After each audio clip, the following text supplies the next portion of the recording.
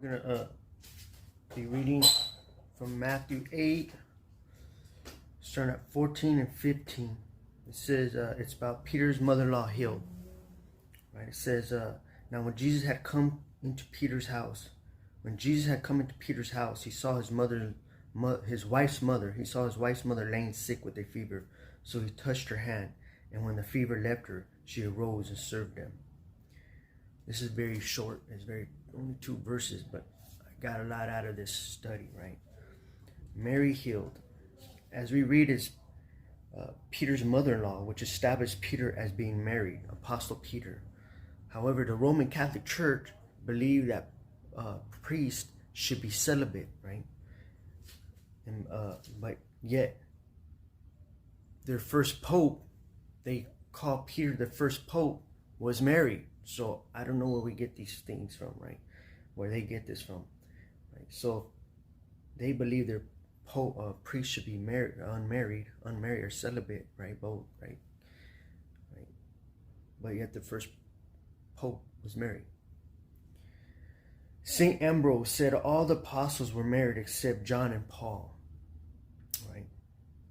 Some believe that Paul was married at one point, but he followed the law, right, of God, which means if you're married, as long as you're still alive, you're not to be with another woman, or vice versa, right? Or that would still be considered adultery, right? You could be separated but not married. They believe that when Paul came to Christ, or when Christ came to Paul, let me say that right. When Christ came to Paul, and he was transformed, right? He was a new creation, that his wife was able to divorce him, right? That was considered adultery, worshiping another god, right? That's why God calls had Hosea marry a prostitute, which represents we were the prostitute being with other men, right? Other gods, right? And we keep being adulterous, right? So Hosea had to keep marrying Gomer. That was her name. It shows how God continues reestablishing the marriage, reestablishing the covenant.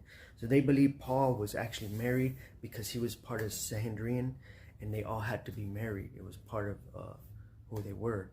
So how is he not married if he was part of Sanhedrin, the Pharisees, right? Which is the Jewish, like what we say now, the Jewish Supreme, or the Jewish Supreme Court that what we have now. That's what the Sanhedrin was, right? So